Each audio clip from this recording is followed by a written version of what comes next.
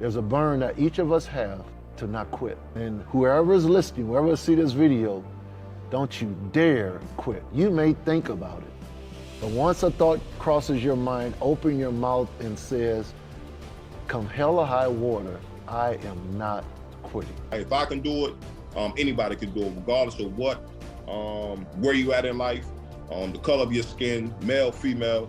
Go out there and bet on yourself, and it can be done. How you bring up who you are as a player, and that's who the guys who last, is they start to eliminate their weaknesses, not maximize the only thing they're good at.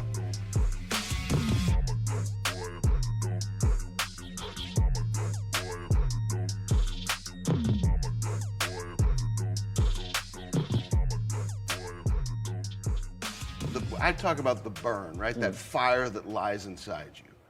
What is that, when you hear that, what does that mean to you? The burn, right? That lights that why and that purpose on fire. I'll start out by saying this. Hopefully I don't cry doing this, because the burn means a whole lot to me.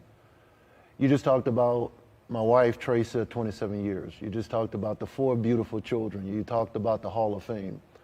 But so many times, just as social media, one of the disadvantages is many times people read into postings as a perfect life, versus I wish we would post more of the process to the perceived perfect life, because there's none. The burn that comes to me to answer that question, Ben, is the burn to not quit. Success is the ability to bear pain, not be a pain. I wish I could tell you it's been 27 years of bliss. It's been great. Has not. I wish I can tell you raising the 3 girls and the son has been easy, has been great. There has been challenging times. And the biggest passion point, burn, right now that's coming to me to make sure anybody that's listening, before I go into any of the 55 interceptions, all those things, to be great in life, that God has called all of us to be great at something, there's a level of understanding that there's a burn to stay in it, to not quit, to understand that every part of it is a part of helping develop you to become the person you are supposed to be at each phase of your life. So when you talk about burn, that's what I think about. If you talk to anybody who's ever worked out with me, seen me work out, it's painful. My trainer, I identified and I chose Mac Newton intentionally, because I knew I would never master a workout. It was never a time where I did every exercise and every rep in his class. Never. Never was comfortable in his class. Never knew what was going to happen in his class the next day, even though it was pretty regimented. All of those things prepared me, because in a game, I don't know what scenario I'm going to face. I don't know when they may have a completion, a touchdown on me, because they have, but I don't give up. One of my greatest assets with this passion, Ben, was the ability to get over a bad play. And as a pastor, Christ, going to the cross, dying for our sins, extending grace to us, mercy to us. All of this, he says his mercies are new every day.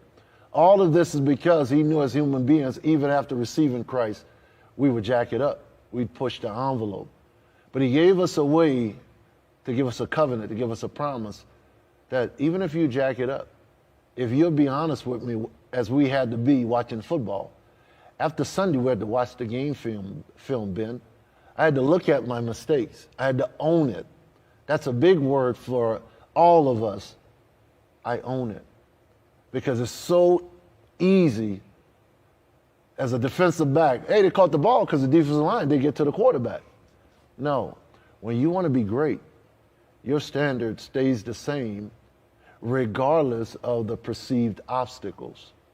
So once again, when you talk about burn, I'm burning to tell people, hey, look at the accolades, but make sure you understand there's a burn that each of us have to not quit. And whoever is listening, whoever see this video, don't you dare quit. You may think about it, But once a thought crosses your mind, open your mouth and says, come hell or high water, I am not quitting. So all of a sudden, some things that look like a no turn out to be a yes to something else. So now I start figuring out who in the world was Aeneas. And so I ended up giving my life to Jesus Christ that summer. I asked the Lord two things. Lord, tell me how you speak to us, and tell me how we're to relate to you in everyday life. My coach allowed me to walk on. The position I was going out for, Ben, the coach was trying to replace the player. I ended up starting by the 5th game. My teammates hated me because I'm running around all happy, and they upset because I didn't join them in a month and a half of 3-a-days. So now I'm starting, but that's when I found out when you find your place, it doesn't matter how everyone feels about you. So all of a sudden, I'm starting by the 5th game, Ben, and then I played 2 more years. The next year, they put me at cornerback. I led the conference with 7 interceptions and made all conference. Then going into my final season, after my 2nd season of playing football, Ben, I graduate, so I'm going to play my final 3rd season while in graduate school. My coach at the end of the 2nd season, who allowed me to walk on, in the cover of the sports section of the newspaper, he was quoted as saying, Aeneas Williams is a good player, but I don't think he'll ever play in the pros because at best he runs a 4.6 40. I said, wow, that's pretty strong from the guy that actually gave you opportunity. And what I want to say to guys, ladies who's listening to this, a lot of people would have set their life now to prove the coach wrong. But that coach's assessment was the facts. The fact was, I did run a 4.6. The facts were being 5'10 and a half, a little under 5'11", running a 4.6 40 at my position, cornerback, I probably wouldn't have played in the NFL. But that's when I learned the difference between the facts and the truth. Too many people allow facts to become their truth. And my dad says all the time, it's not what people know that hurt them, it's what they do know that's not true. What I learned after reading that, I went to a teammate named Brian Thomas, who was 1 year under me. This is where I want to point out to people, young people or anyone, your mentor does not have to be someone older. Brian was younger, 1 year younger. He played wide receiver. He's 6'3", weighed about 205 pounds. He was the fastest guy on Southern's football team and the fastest guy on the track team. I went to him because he had speed. He was a receiver. I'd line up 10 yards off of him as a defensive back. He would run by me. I couldn't cover him even though I was all conference. I went to Brian, Ben, and I said, Brian, can you help me get faster? And I went to him because he had credibility of speed. Now, this also against my natural inkling. All my life I've been taught in my formative years, either you have speed or you don't. You can't coach it, which is not true at all. You may not run as fast as I'm getting ready to tell you I was able to run, but you certainly can get faster. So I went to Brian and I said, Brian, can you help me get faster, Ben? He looked at me as I'm looking at you. He says, Aeneas, you can run a 4.3 40. And he said it so convincingly, and because of his credibility, I believed him. This is when I found out that belief can be transferred into another human being. So I say, Brian, what do I do? Brian is also from New Orleans. This was at the end of the fall semester, December. We were getting ready to have a break in between Christmas and New Year's. We were going to go home to New Orleans. Brian says, Aeneas, I'm going back when we go home and work out with my high school coach. I want you to get up 6 o'clock in the morning, come and meet us, and just get next to me and do everything that I do. I say, great, and I did it. I'd never trained like that before in my life. I hurt like I don't know what. When we got back to the spring semester while I'm in graduate school, Brian says, Aeneas, walk on the track team. I said, Brian, walk on the track team? He said, yeah, you walked on the football team. I said, oh, yeah, you got a point, right? I said, what do I do? Get next to me and do everything I do. I did it. I didn't know my teammates were coming out in the mornings and in the afternoon watching us around the stadium and laughing at me. Because when I was running next to Brian would take off, and if we were running a 400 meters, I'd be with Brian maybe the first 10 yards, and then he would leave me. And then I'd mosey on around, and then eventually at the end of the workout, I'm on the ground thinking I'm gonna die. And Brian is walking like he hadn't trained. So I'm looking at him while my legs tell me while I'm on the ground, Ben said, Aeneas, you can keep this up, but we're finished. This is January. April is the pro day when the pros come and work out all of the eligible players for the draft at Southern University. I clocked a 4.340.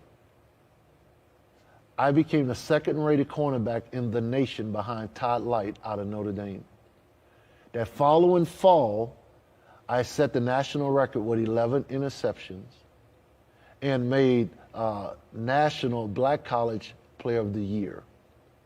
All of that submitting to Brian, when you talk about the burn, when you talk about the process, when you talk about Brian telling me also, Aeneas, while you're in the dorm, before you go to sleep, stretch. You need to get more flexibility. I used to couldn't touch below my knees. Then he says, Aeneas, speed has to do with footwork. Every night before you go to bed, jump rope. So literally, I was stretching and jumping rope while my teammates were going out to the clubs at night. I wasn't going. So all of these things, God could have a purpose for your life. There could be a destiny for your life. But the passion, that burn, has to be constructively put in a process of development with mentorship, like a Brian Thomas and many others that had an impact on my life. Where did your burn come from, and how important has athletics been to setting that foundation for your life? Man, I think my burn, man, it just comes from my upbringing. You know, first and foremost, my mother, my father, just seeing them coming from humble beginnings, and just how they worked hard. And I just say, you know, it just rubbed off of myself, rubbed off of my oldest brother in life, and as far as, you know, athletics. And you talked about it.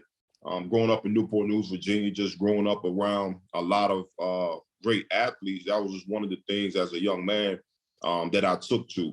My older brother played sports, so just continuing that through high school, through college, and, you know, fortunate enough to have a 14-year career in the NFL. Just those athletics, man, they teach you so much. They teach you the partnership that you have with your brother alongside of you. They teach you discipline. It teaches you accountability, and a lot of things in the football world you can take into your second career. As you know, you talk about athletes transitioning. So those type of things, man, it can just help you succeed in life in general. How important was it for you, speaking of those disciplines, to always be ready for that opportunity? And what can you say to these young athletes who really lack patience today? Yeah, man, that's the biggest thing. You know, people ask me like, what can I contribute to my success? And it's consistency, right? And then to your point is being ready for that opportunity and taking full advantage of it. And I think that's one of the biggest things that I can say just in my career. Like, you know, my first year, I was the number 7 safety on the depth chart going into spring practice. So again, you know, when that opportunity presented itself, I had to take full advantage of that. And then to the young guys, man, like, it's very, very, very important for you to be patient and just, you know, go through the process, whatever that process is. You know, everybody's path, everybody's story is going to be different. You know, everybody can't have that same story. So for the guys that's sitting back, that's waiting for their opportunity or waiting on their turn, just be ready when that time comes, because it will come. You don't know when it's going to come, but it will come. And when it comes, you have to be ready because you don't know when you'll get another opportunity. Follow-up question to this, because this is something I really admire about you. And, you know, we're new friends getting to know each other, and I've enjoyed our bond thus far and look forward to continuing to grow and helping each other on this path of life. Yeah. But one of the things that I admire about your story, you talk about aggressive patience and staying ready. You went to Howard. You know, I think of the Aeneas Williams who go to Southern and you go into Howard, and the individuals who you didn't play at a powerhouse school. You didn't play at a school that's entering the college football playoff, yet you maximized your opportunity. So how important is it for maybe these players, you're not at a Michigan, you're not at a Michigan State, you're not at an Ohio State, you're not at a Georgia, you're not at one of these Kansas State, these top institutions. How important is it, no matter what school you're at, to recognize you can make the most of this opportunity and take it as far as you want to take it? I mean, you hit it on the head, regardless of where you at. As my high school coach, as my college coach told me, if you're good enough, they'll find you. Obviously, I think everybody's goal is to go to college and play on that huge stage, play in front of 90,000 people. But like I said before, everybody's story is going to be different. Everybody's path is going to be different. So my path took me to Howard University, at HBCU. And again, that right there was my story, was my path, which makes, for me, my story that much special. And you talked about, Aeneas Williams, Walter Payton. You got so many legends that had a similar path, that went to a smaller school, that was able to go to the next level and have a major impact on a game. So again, regardless of where you go, take advantage of the opportunity and do the most with it. So, and then you mentioned, I love what you just said, your coach telling you, like, maximize your opportunity and they will find you. Yeah. And so here's what I think is unique. We could talk about Super Bowls and we could talk about all those things, but where I really felt you light up is this next phase of your life. So what was it in winning a Super Bowl, becoming a champion, raising that Lombardi trophy? What were those habits and disciplines that have now carried over to you being this example to where you're going back to Howard taking entrepreneurial lessons, right? You're not going back like doing the mental performance coach for the football team. Like, you're going back there creating business opportunities and helping former players there and current players there. So how important has your entrepreneurial career been? Because from the things you share with me, you're winning championships off the field, from your businesses to restaurants. So tell us a little bit about your businesses and your entrepreneurial mind and how important it's been for you to win off the field. Man, that's been one of the most exciting things for me. Obviously, I don't think I'll ever be able to obtain that high like it was running through the tunnel on Sunday. I don't think I'll ever be able to match that high. But to your point, transitioning is tough. It's tough for anybody, regardless of what that transition looks like. So for me, being an entrepreneur, man, it's something that's intriguing to me. It's something that pushes me. It makes me, use my mind, right? So we talk about the things that football was able to afford me. So regardless of the Super Bowl championships, the Pro Bowl, it's the life lessons that I was able to learn on a day-to-day basis, right? Being on time, being able to work with people, being dedicated to the craft. Those are the things that I could say that I learned from football and use in the entrepreneur world. So now, I have a restaurant. And again, that's just a team-oriented business where everybody has to lean on one another for the success of the company, right? So if the company is successful, the employees are successful. So it's just a trickle-down effect. Having a trucking company, going in, having a partner in the trucking company, again, those are the type of things that you have to be dedicated to. You got to be resilient, because everything is not going to be peaches and cream. Just like on the field, you're going to have ebbs and flows. You're going to have ups, you're going to have downs. It's the same way in the entrepreneur world. So again, I think football set me up to be partly prepared in the entrepreneur world. As you know, it's tough. It's tough running your business and going through the things. But again, man, the transition it's been good. It's been tough. But again, man, I know it's definitely going to be rewarding for me. How much have you believed in that philosophy of, we only get one shot and you better leave this place better than you found it? Because understanding the context of the book, I know that's important to you. No, it is, man. And as long as we play this game, again, trophies, the money, whatever the case may be, that's fine. When you leave this earth, and if that's all they can say about you is that, hey, he was a great football player, like you failed. Being able to have that platform, I think the biggest thing for me is just to have the impact on the people, right? What have you done for the people? How have you helped the people? And that's how I live by. That's what I go by. And again, betting on yourself. If you don't bet on yourself, who is? in any aspect of life. And that's why I wrote the book. Everybody has their story. Decided to put the pen to the paper and just try to give people motivation, right? If I can do it, anybody can do it, regardless of where you at in life, the color of your skin, male, female. Go out there and better yourself, and it can be done. Yep. What was it during the ups and the downs through your career that kept you believing in what you just said, which is what it was all about, was the relationships? I think to me, it's really that ability to realize that obviously there's things you're chasing, there's things you want to be successful at individually. But when you play a sport like the game of football, where it's going to come down to intangibles of toughness and discipline and effort and really, that culture and that teamwork, people love to use that word. But what does that word really mean? To me, it means being vulnerable, learning how to trust each other, learning how to have patience for one another, and learning how to instill confidence in each other. And to me, when you find a team that all of a sudden it's like, wow, like we're starting to be patient with one another.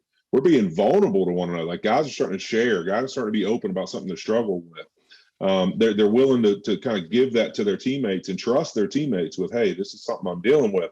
And then, by the way, they're also like starting to kind of have confidence in one another and wanting to bring each other along.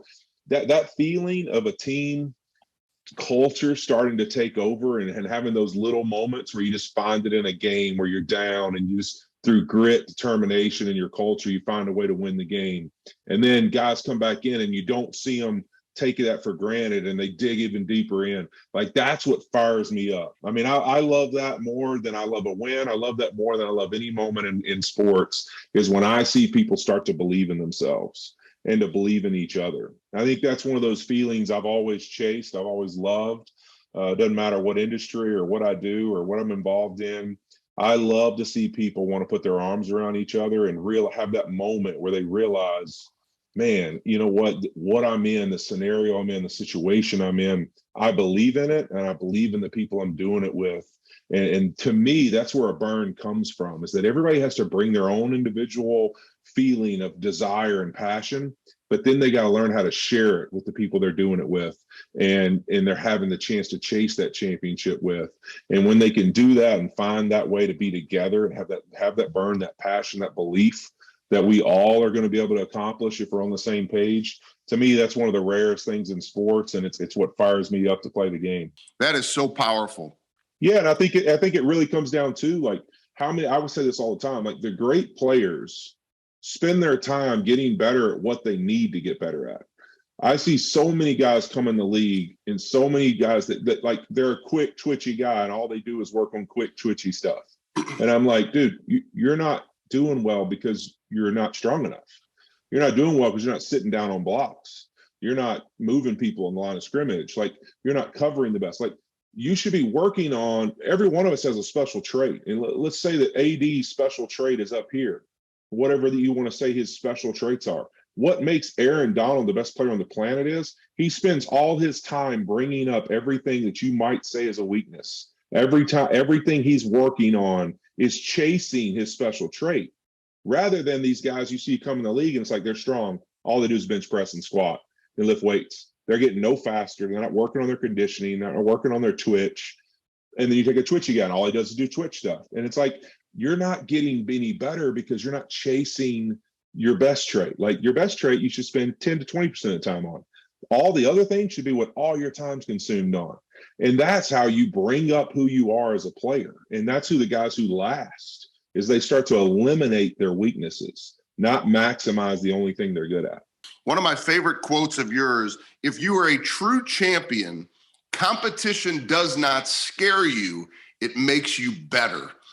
And when you look at the longevity of being a champion and that warrior mindset that you took in, like, this is going to make me better, almost like, are you saying in that quote that like you craved the competition because without it, you could never see how great you could be? Is that what you mean by that?